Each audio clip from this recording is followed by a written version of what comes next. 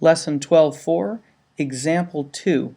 And in this example, we're going to learn to find the complement of an event using theoretical probability.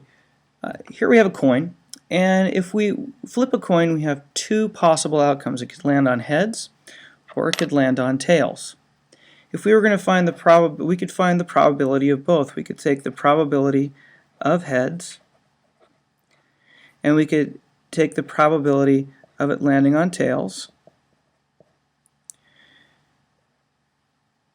And if we have for either one of those, we have a 1 out of 2 chance.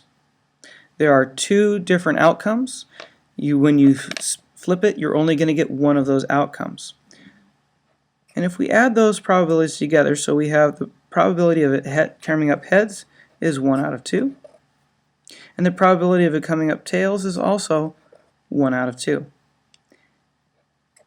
If we add those probabilities together, we come up with 1 whole.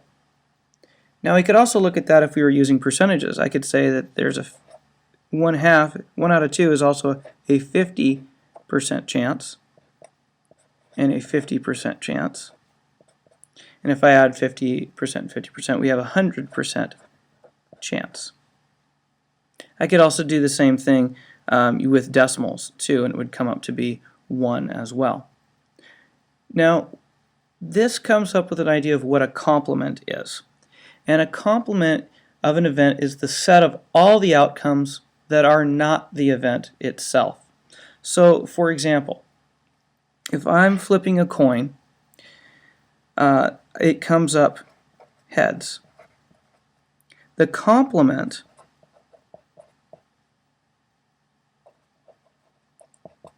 of that outcome is tails. That's the other possible outcome. So whatever your outcome is, all of the other possible outcomes would be the complement. In this case, there's only one possible other outcome, and that would be tails.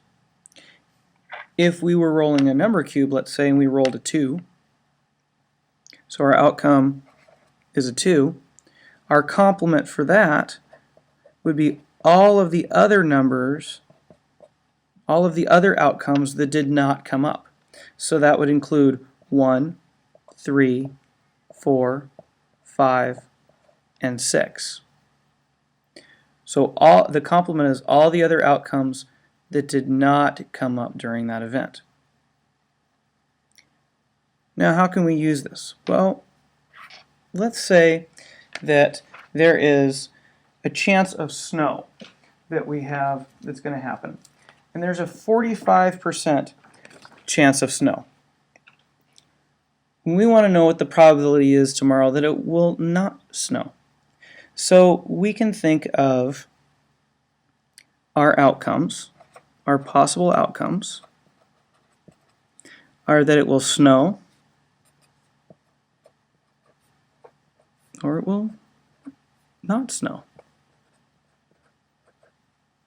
So we have two possible outcomes, snow or not snow.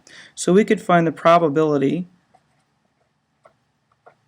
of the snow, and we could find the probability of no snow. And if we add those probabilities together, we would come up with 100%. So the probabilities of all of those outcomes added together is going to give you your whole. And we only have two outcomes here, so that's why we're just adding two things to come up with 100%. Well, we know some of this information. We know there's a 45% chance of snow, so the probability of snow is 45%.